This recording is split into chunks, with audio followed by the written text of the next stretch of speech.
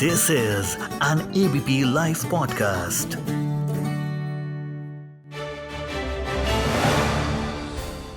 iPhone, a product for which I've been trying to save for the last couple of years. But every goddamn year, it becomes more and more unaffordable for me. So when I see an iPhone in someone's hand, I'm like, dude, that thing is way too overrated. But deep inside, only I know how much I long for that device. And now recently, Apple launched the iPhone 14, 14 Pro and 14 Pro Max series with 6.1 and 6.7-inch screen size respectively, powered by A15 Bionic chipset and 12-megapixel cameras at the back and front, and 26 hours of battery life.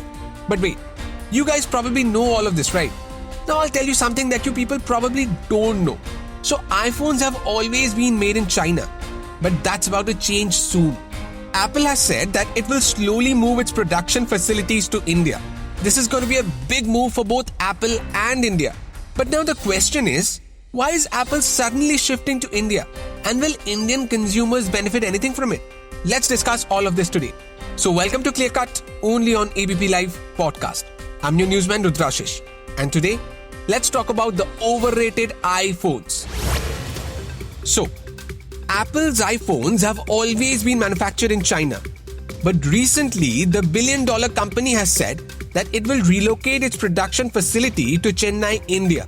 The Taiwanese company Foxconn, that typically produces Apple's iPhones in China, has already started to shift its facilities to India to start manufacturing the phones.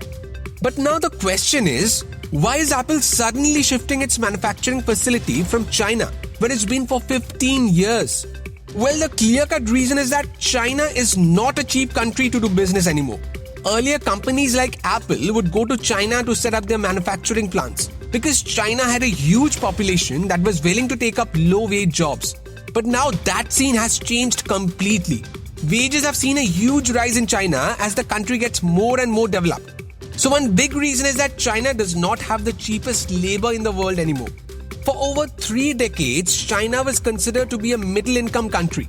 Earlier, the country had a per capita income anywhere between $1,000 and $12,000. But now countries like India, Vietnam and Mexico have cheaper labor than China. Now, another big reason is that China still operates on a zero-COVID basis, which means if a worker in a factory tests positive for COVID, the authorities will shut down the entire facility, even if the case is not very serious. Now, for big-time companies like Apple, this is a big problem. Shutting down manufacturing facilities means that production will be halted for a considerable amount of time, and this will in turn affect the sales of the company. Now coming to the Indian market. According to data from 2018, only 1% of the Indian population use iPhones, which is kind of strange because nowadays I spot an iPhone in almost everyone's hand, except mine. Now Apple really wants to tap the Indian market. I mean, think about it.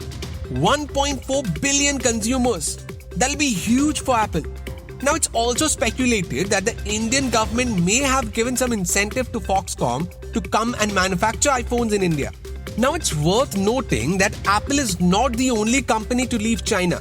Many companies have done this as well, most notably Samsung. Samsung is nearing a complete exit from China in the next few years after closing its shipbuilding plant. Now, the Chinese economy is going through a rough patch, and this will continue as long as China keeps following its zero-COVID policy. Now, because of this zero-COVID policy, companies have to shut down unexpectedly for months, and due to this, people are losing their jobs. Now, India's Tata Groups is also in talks with Taiwanese company Wistron Corporation to establish a manufacturing unit in India which will assemble iPhones.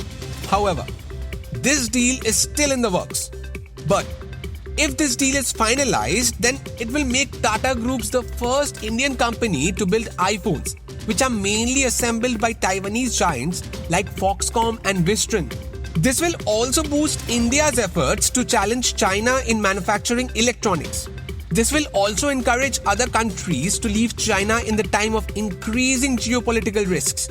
And maybe, just maybe, people like me will also be able to afford this overhyped device.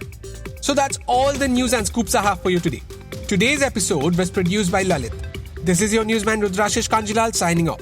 Have a wonderful evening and keep listening to ABP Live Podcasts.